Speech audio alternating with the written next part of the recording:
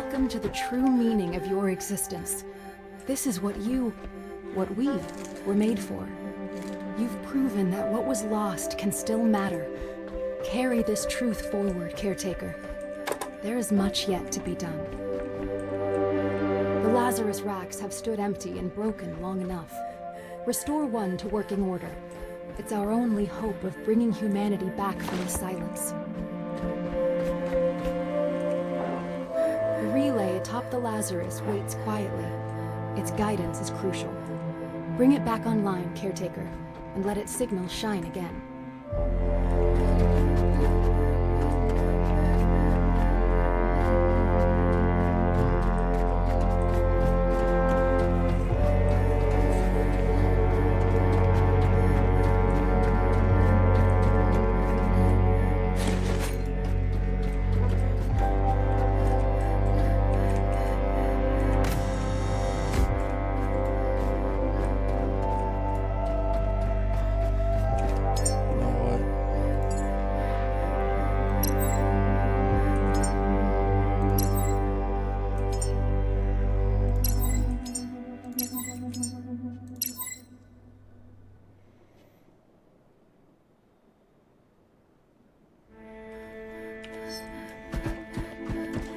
This is going to be a lot of work.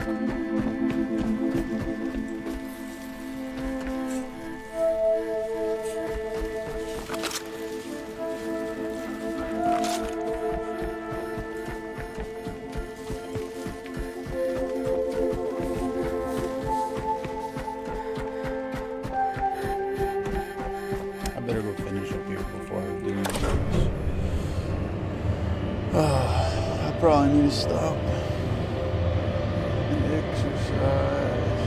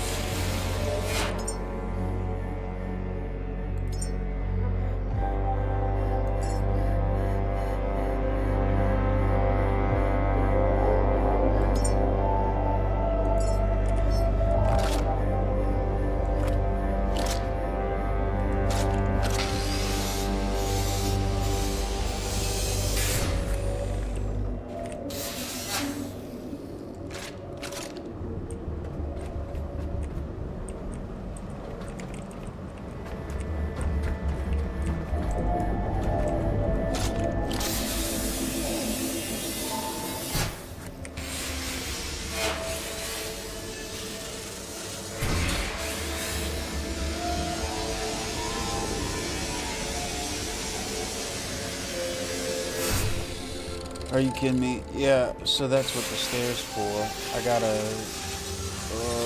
I have to bring power all the way down there.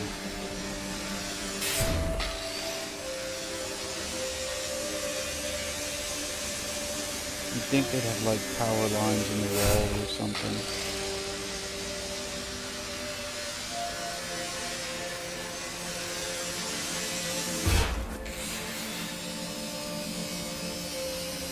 I definitely am about to upgrade my scrapping until it's maxed out. I wish I hadn't wasted time on the pressure. I didn't realize how much scrapping I was going to be doing.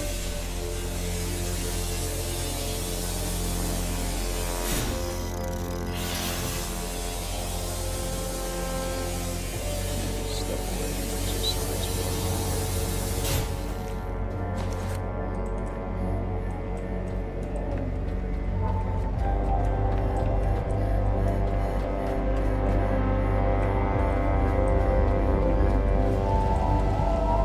Okay, cleaned up this one.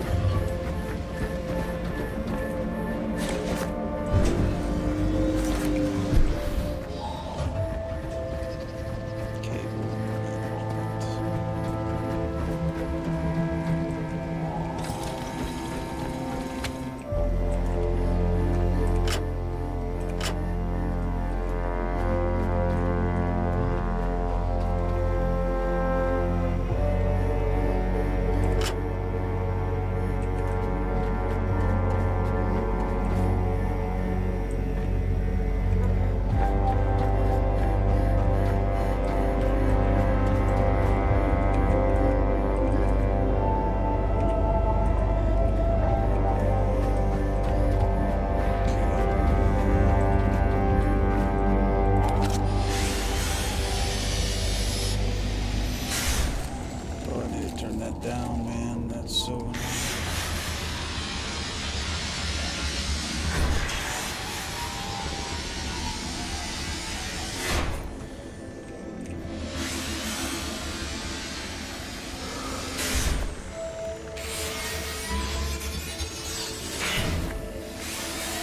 At least I'm getting experience from this, but it's not a lot.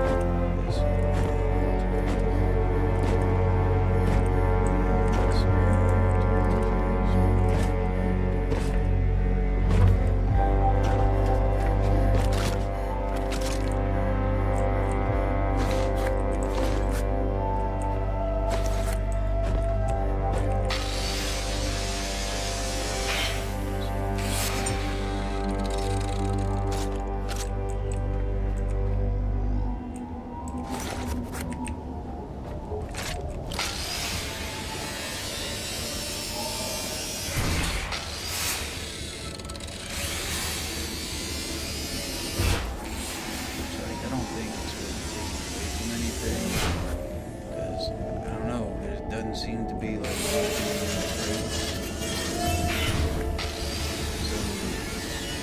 that they would have used for previous project. There isn't there anything nothing really on the pallets. Pallets universally don't really have a use unless they're unloaded, unless you're trying to load stuff up, and this is not a manufacturing place, so I don't think that they're about to load pallets. I don't think they were like loading pallets full of stuff to ship out. Beams and stuff.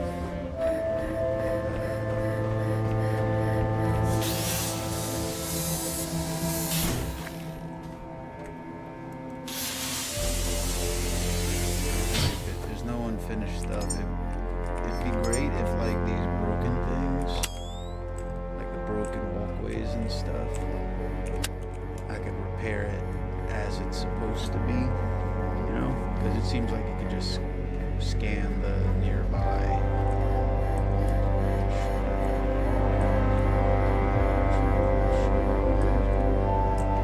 Anyway,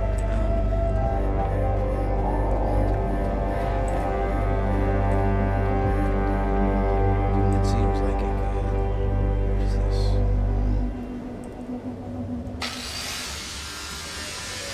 It's gonna uncover something.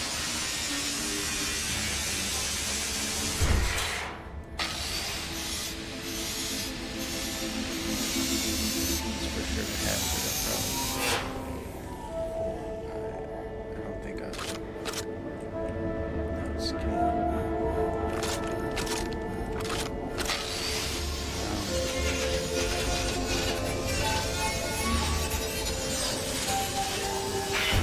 Just like for no other reason than just to do it. What that is down there. I'm not gonna go check it out yet.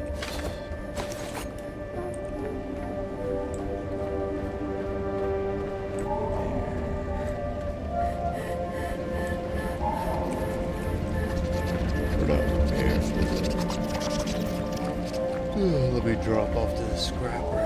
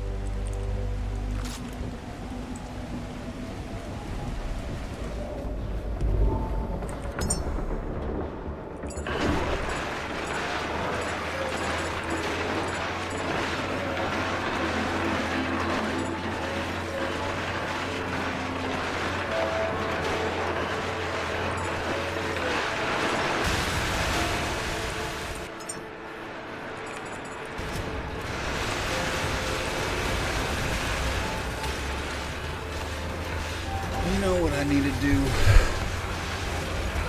I need to finish watching Caretaker. Last time I watched that show was during the Ninja War.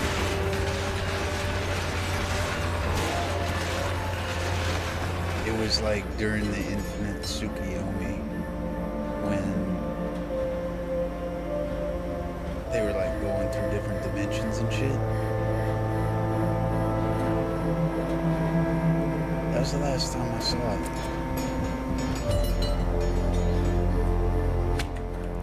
And the only reason I quit was because I wanted the series to like build up a little bit because I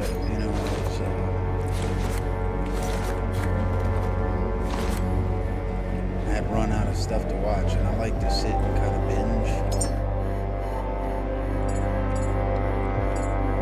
And there's been a whole sequel since then.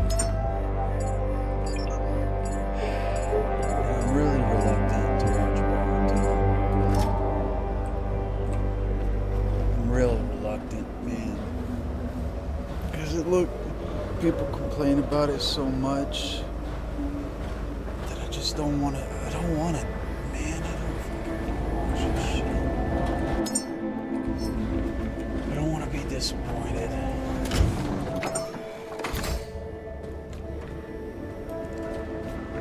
But I kind of miss those characters.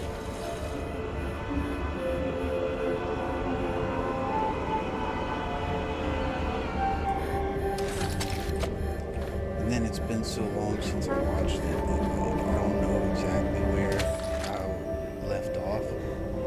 And that could mean like I'd end up rewatching 100 episodes or something. Because I'm not sure where I left off.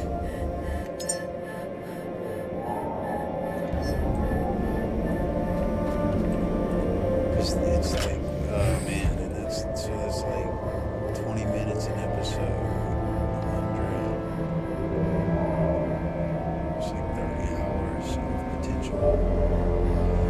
Watching reruns, which isn't bad, but at that point, should I just watch it over again? Which I wouldn't mind doing. But like I feel like I watched the first part of Naruto prior to Shippuden so many times.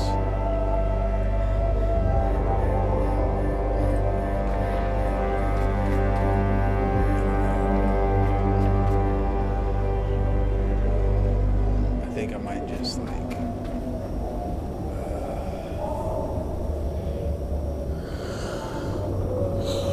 I don't know, man. I don't know. I've got 2 weeks.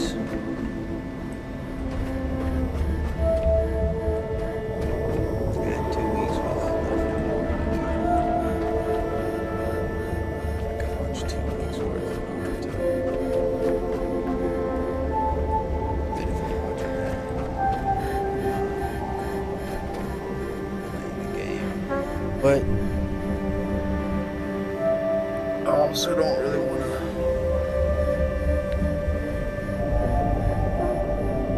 read the dubs.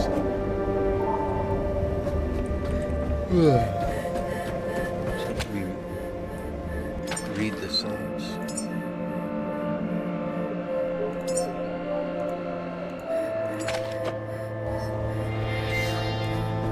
Because my eyes are tired.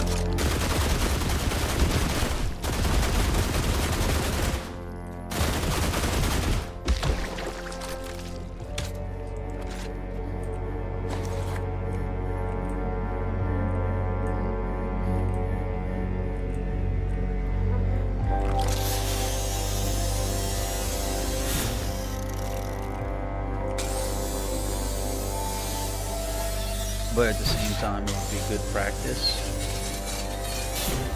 But how far is the dub? Have they completed the series with dubs? Yeah, I don't have anyone answering me. You know, I started watching Naruto in high school, so it was probably like, let's see, seventh grade during 9/11. So 2001, 2002, 2002, 2001. So I started watching Naruto in like 2003.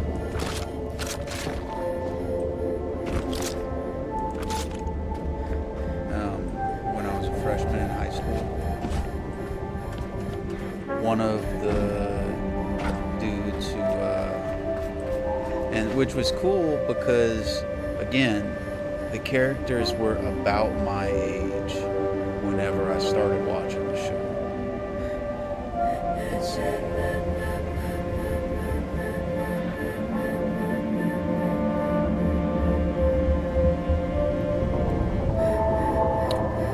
Yeah, so like they were pretty much the same age as me whenever the show was going on. And of course, like, as the series went on, there was they stayed the same age as I was, as I got older. Then they'd do time skips and stuff, which was cool because you could play catch up. And now they're like however old or whatever. I don't know. Which is that is definitely one of the good things about Japanese media. They generally they don't stay the same, except for like fucking Ash Ketchum, who stays 10 forever. They generally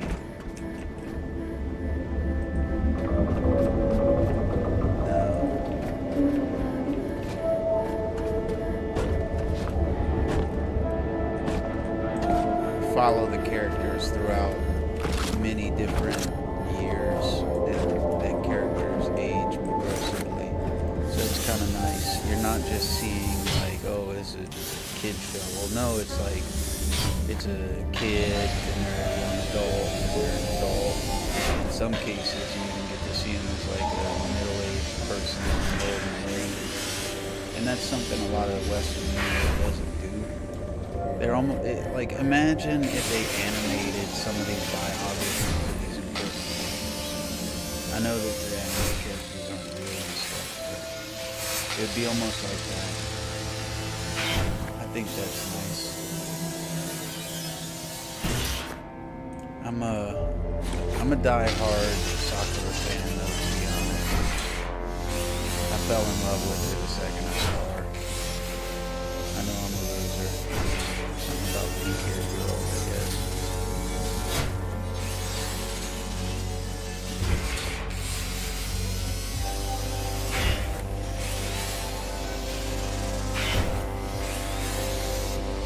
But I also used to enjoy the Naruto's Sasuke friendship kind of deal. I always wanted to be like that, a friend like that. I had older brothers.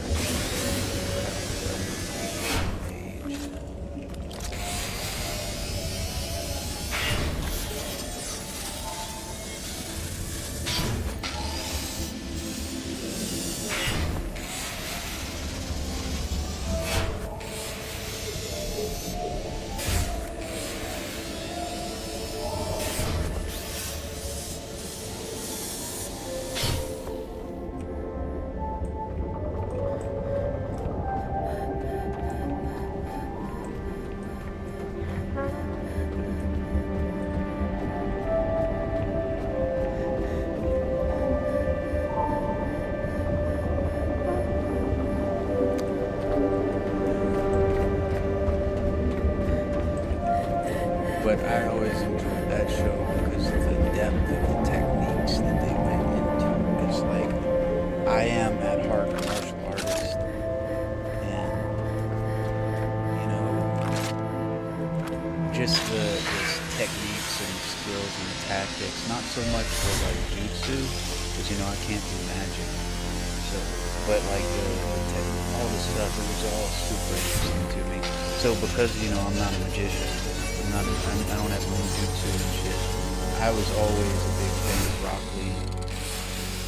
felt some kinship with him because I thought, man, look, someone like me except way better because I can't do magic. So Rock Lee was kind of an inspiring character to me. Of course, even he had some kind of weird, like, how do you heal from that? How do you heal from that training, man? Like, I've tried to do stuff like that and I always end up bedbound.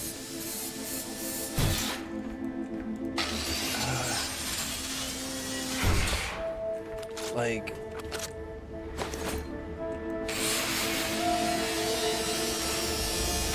there's been time where I've trained a particular exercise so much that, I don't know, it felt like my arm was being cut off for days afterwards because I had, like, there was times in training where I had to be on crutches because I couldn't walk, because I had overloaded my legs. So, like, I'd say, I think Rock Lee is real, if he had a kid, what do they call it again? Genkai or whatever. It would be his ability to heal from his absurd training. Unless he's doing steroids on the side or something, which I don't think that he'd be able to do what he can do with steroids. So, like, I think the secret is that he has some ability to heal. Because it's cheating, man. The ability to heal quickly is cheating because that means you can recover from exercise quicker, and that means you can exercise again. And you're just like condensing the training cycle because you can heal from your exercise. You don't have to, you don't have to wait so long between exercise. So then you can just like, you can outpace everybody because it's just, but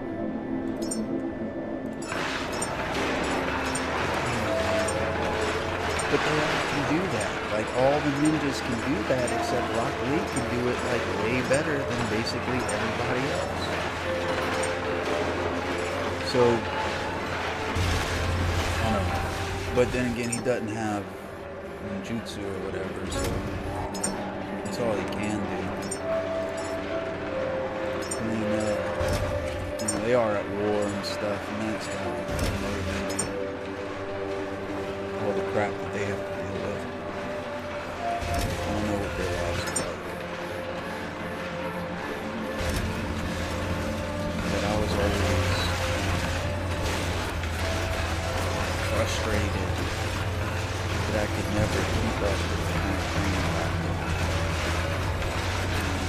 1,000 push-ups. But then again, how much does it do weight? I always wondered that. If I was 5'6" or 5'8" or something, and 120 pounds, how much easier would push-ups be for me? Because it's a common thing that body weight exercises are generally people, the taller you are, the more of a disadvantage you have at it. And so, I don't know, man, it always seemed real hard to do a lot of those things. And I had a lot of, I don't know, part admiration, part jealousy. And I know they're fictional characters. I'm still jealous a little bit. Not like angry at them jealous, but like, oh man, what's wrong with me? Why can't I train like these fictional characters? It's a silly thing,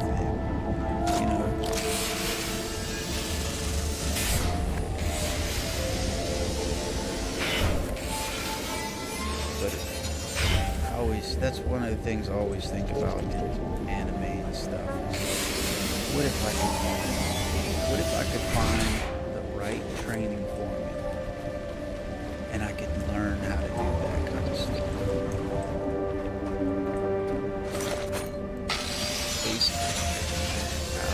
Basically like little Superman.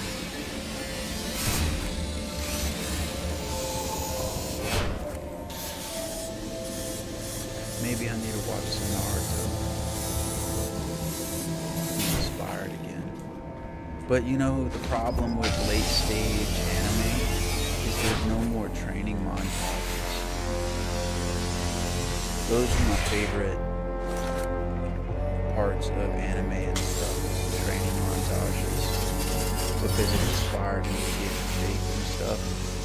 It inspired me to train and stuff. And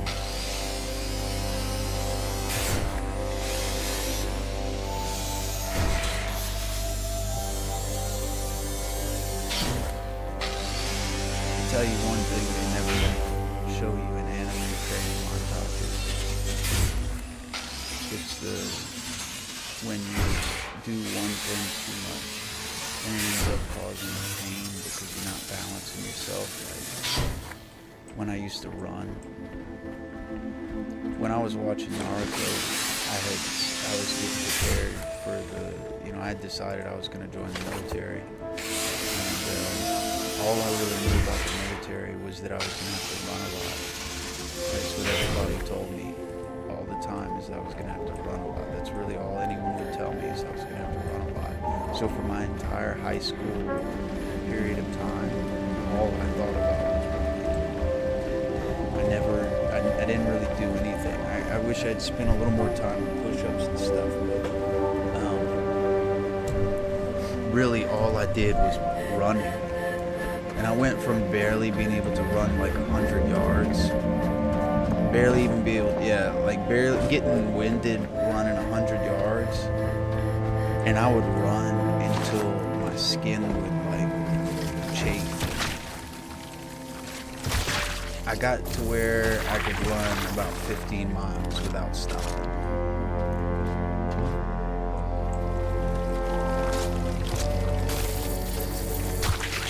But then I started to develop muscle imbalances,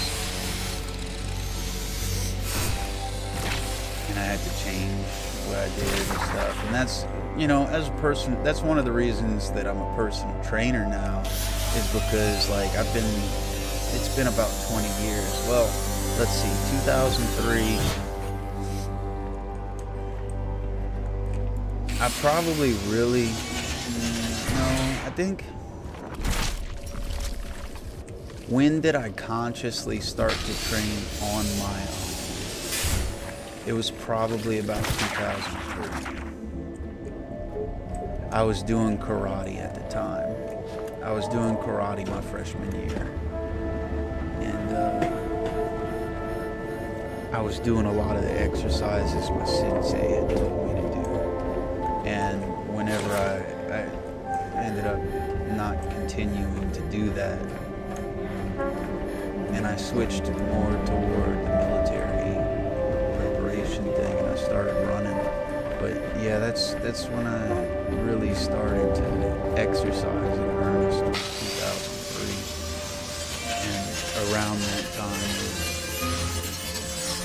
when I started to exercise to the extent that I would cause myself injury. And I was constantly having to research, like, how do I make this quit hurting? If you were to look at most of my non-pornography Google searches in those days,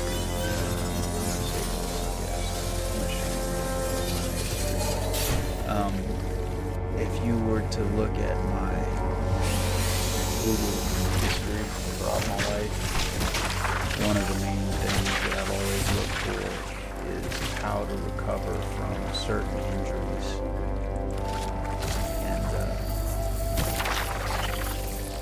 That's one of the reasons I ended up getting my personal training certification, because I wanted to get an extra education about it.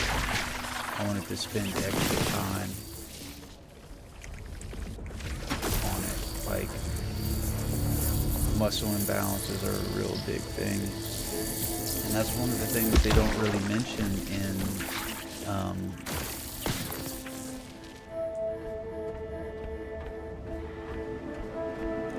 like anime and stuff. Like, I did so many push-ups that now I have a forward-leaning posture. Like, and I had a weight machine when I was a little kid. So between the push-ups and the weight machine that I did, because I just did whichever one I felt like doing, on the weight machine. I didn't really have any guidance or anything. And most of it was just the chest press. I just did so many chest presses, as much weight as I possibly could push up, and that's like kindergarten level age. No, not level, age. I was in kindergarten, and they had a weight bench in my room, and I did chest presses. And like now, like my posture is still messed up, and I'm only just now learning. I'm only just now realizing how the reason that my posture is the way it is because like I did anterior chain exercises ad nauseum, like to the point that like now I'm spending a lot of time balancing those out, and I'm seeing a lot of progress. But like, man, I just did nothing but chest presses and stuff. It's one thing they won't show you. And like, what do you call those? There was one of those bars, lat pull down. Those were the two that I probably did the most, was chest press and lat pull down. And I did the leg extension.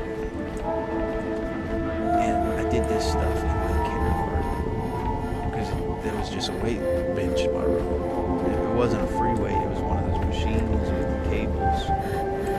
And like that's one of the things they don't show you in anime is like, and I don't know if it's because the anime artists never really did the kind of training that they drew about, so they just didn't know about it. Because like even me doing the little bit that I did, it was years before I realized why I have like a hunch. You know, I don't really have a full hunchback, but I have like this muscle in the back on my neck. And like if I flex a certain way, it's obvious that it's a muscle.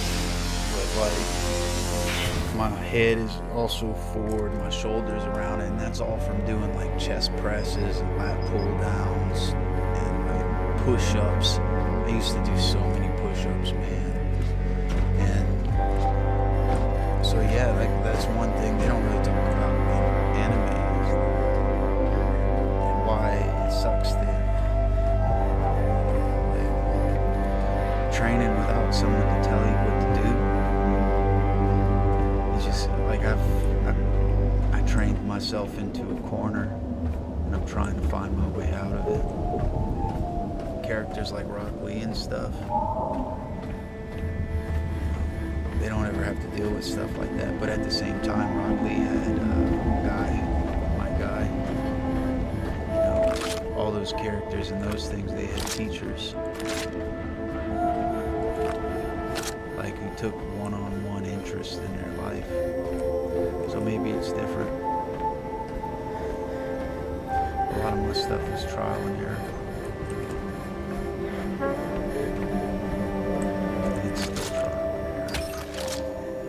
With a lot of research to back it up, a lot of reading.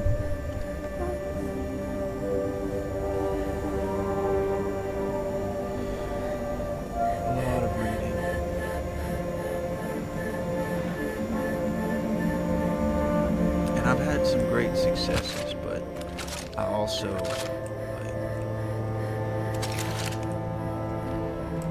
don't know, it's frustrating, man, and I feel like I'm getting old. Sometimes I wish that it's not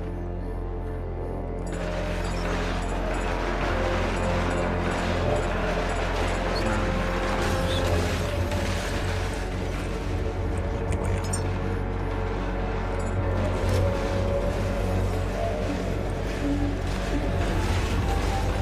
I'm gonna have to watch some Naruto and at least finish the series. Maybe it'll be motivating.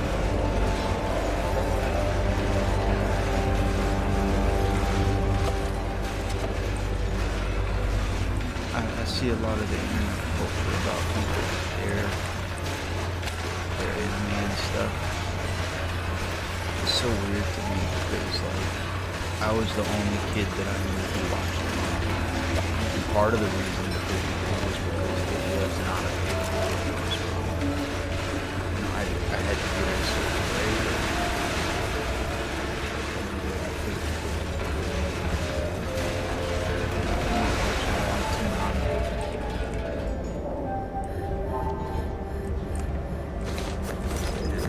Nobody else knew stuff.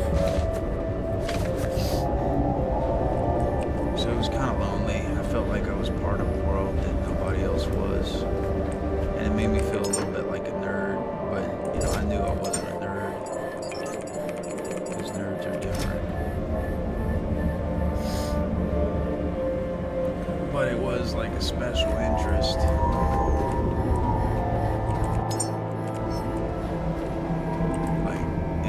But at the same time, like, there's a lot of losers who watch anime too. I don't think they get out of it the same thing that I do. Like, I don't know what they fucking get out of it, to be honest with you.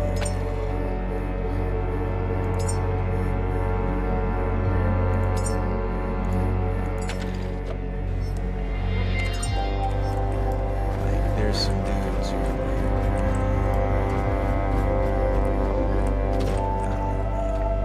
some disappointed people, for sure.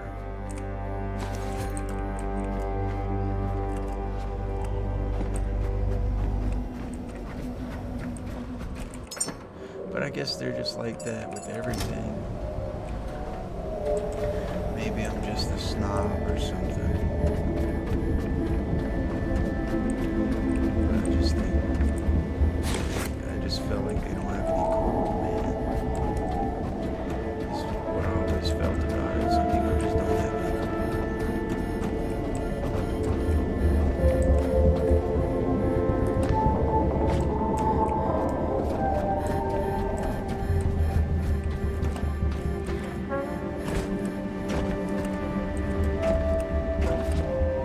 But there's definitely an argument that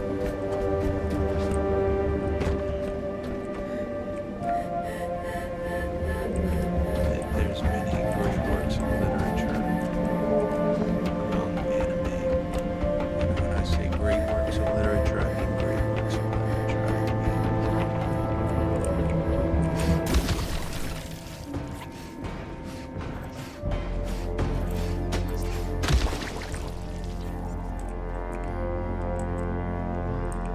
I don't mean that to be hyperbole. I mean, I think that some of the story writing in anime and manga are very incredible.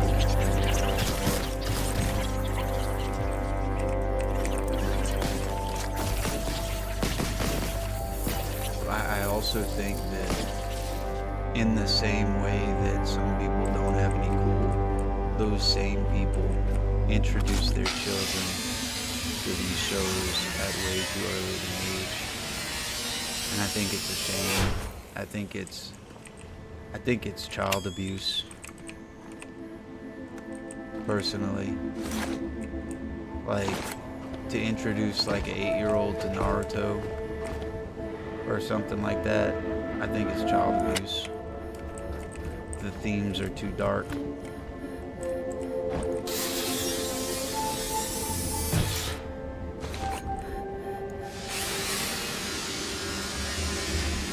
High school, it's pushing. But to like let your kid watch that kind of stuff, I think it's child abuse. And it's a shame that there's not really any kind of precedent on things like, oh, you let your child watch something that they shouldn't have, and then they grew up to be mentally ill because you let them watch something that they shouldn't have watched, like letting kids watch Freddy, you know, Nightmare on Elm Street, Leprechaun, and Friday the 13th, and all these murder shows. I think that that's child abuse because there's no way that's not gonna have a psychological impact.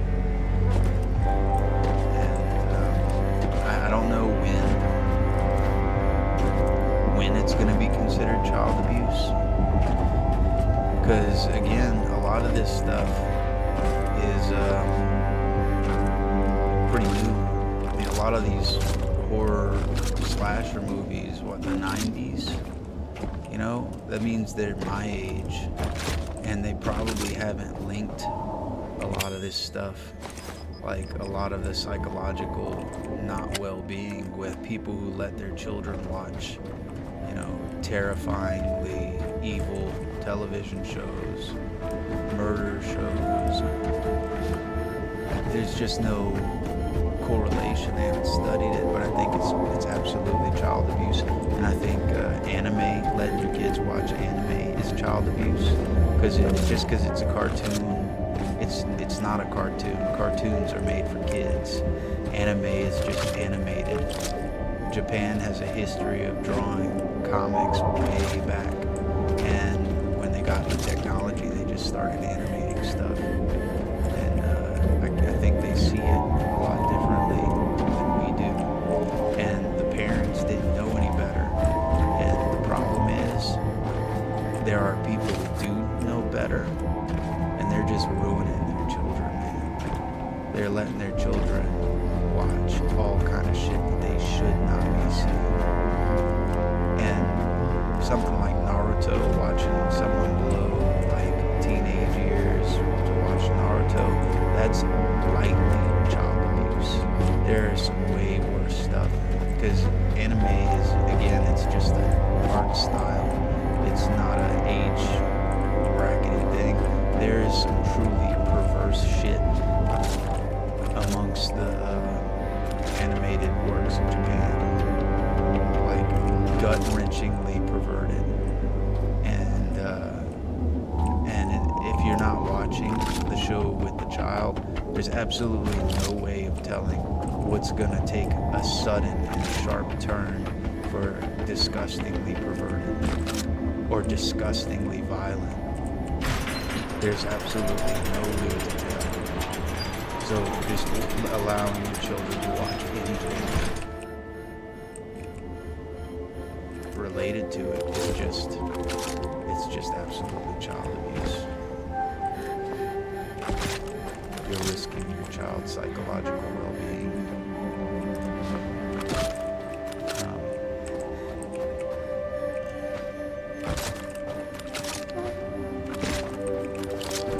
Like, would you let your child watch porn? Would you let your child watch murder TV shows on the internet, like where people are getting murdered? Because that's a lot of what it is. Pictures of such things.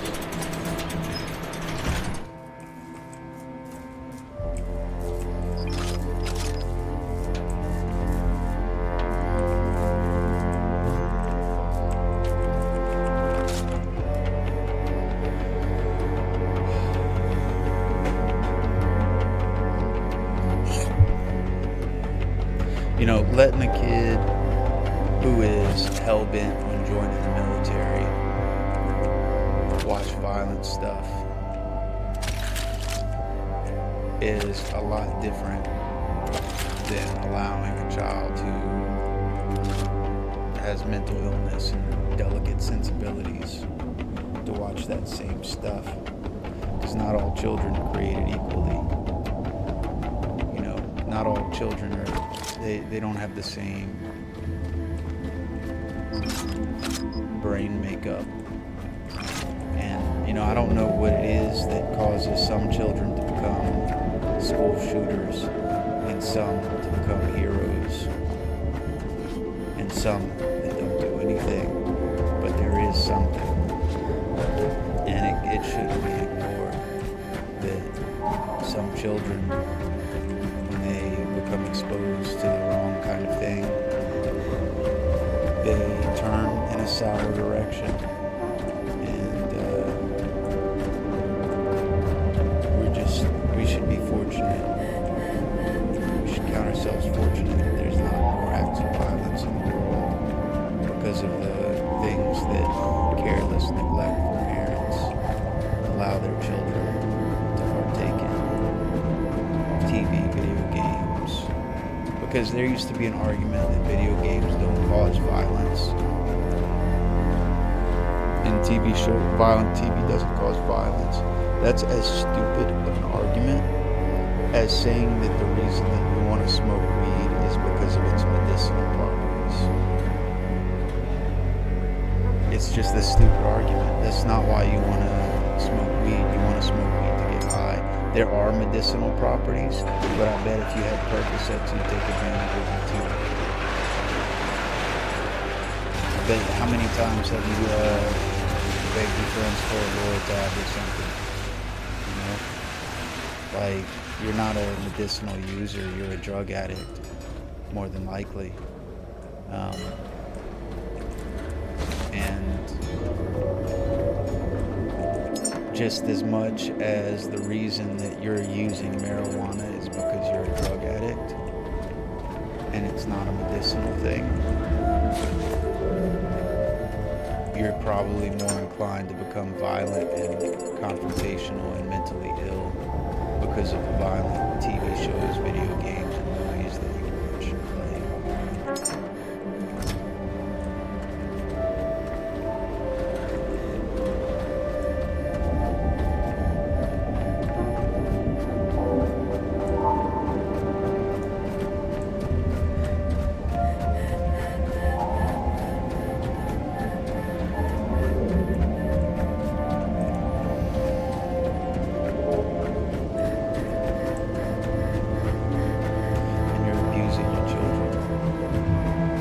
Just not going to find out what it's doing to them until possibly it's too late. I mean, the suicide rate is out of this world for children where it shouldn't be anything. There should be no suicide rate for children. The mental illness rate for children. A lot of these things like autism and things like it's a trauma response. There's like some research that says that it's a trauma response. Your child is autistic because you or someone in your family abused this child and they're in a catatonic state, more than likely, and they're not coming out of it. And I'm sure there's cases of actual autism and stuff that's completely separated, but I believe that most of the people who are called autistic are abused to children in a catatonic survival state.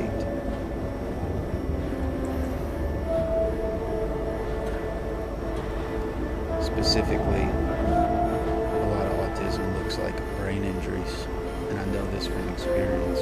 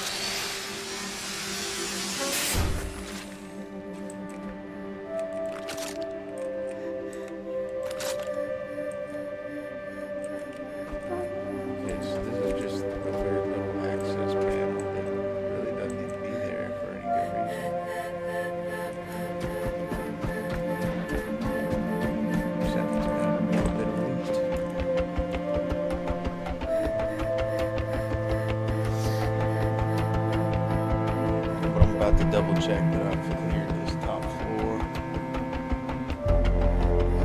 It takes a lot of work. It is kind of satisfying.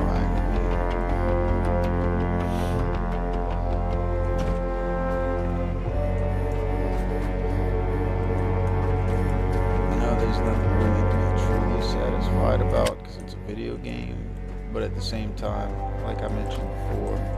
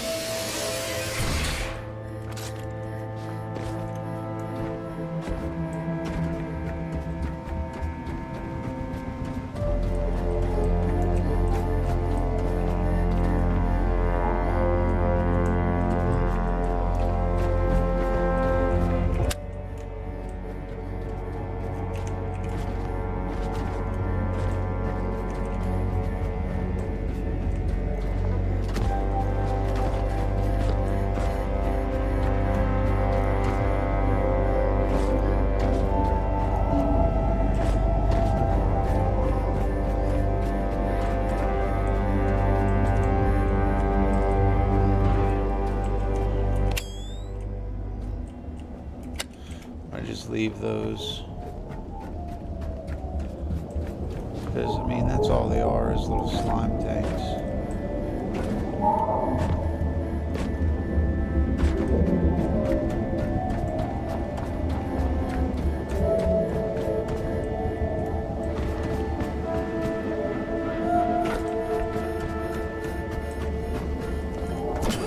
Hero seems clearly now. Coordinates have been received. The answers we seek rest within Norfolk Grave. These crumbling chambers hold humanity's last secrets.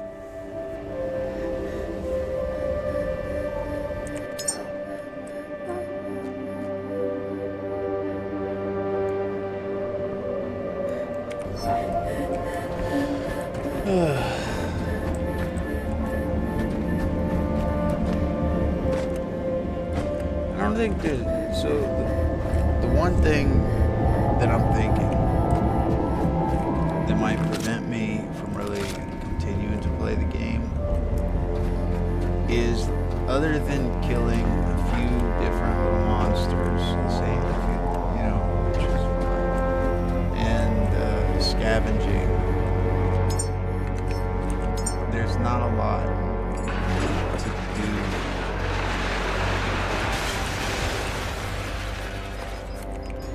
And that might be the only real reason I haven't played the game or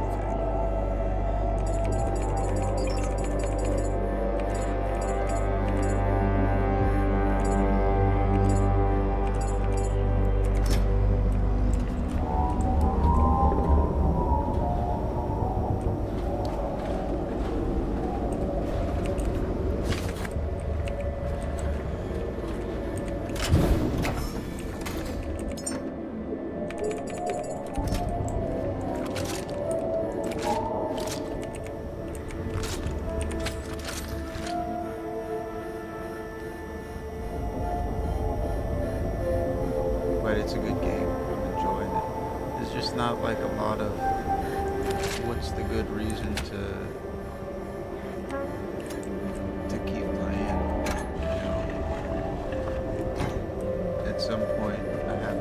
scavenging that I need. And I might even be approaching that, where I have pretty much all of the scavenged goods that I need. So there's a good chance that I'm going to quit scavenging stuff soon, and I'm just going to go from island to island and look at this stuff. Because scavenging takes a real long time, and it's getting kind of tedious. And it's not getting any quicker, really. It's not getting any easier. There's not any new scavenging tools or anything like that.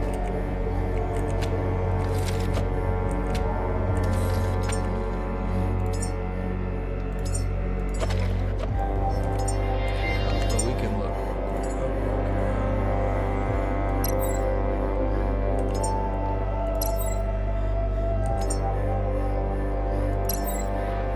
That's 25%. Just okay.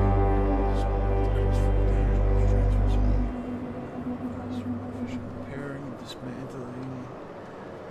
So it'll get down to half. Is there a way I can undo some of this? That would be great.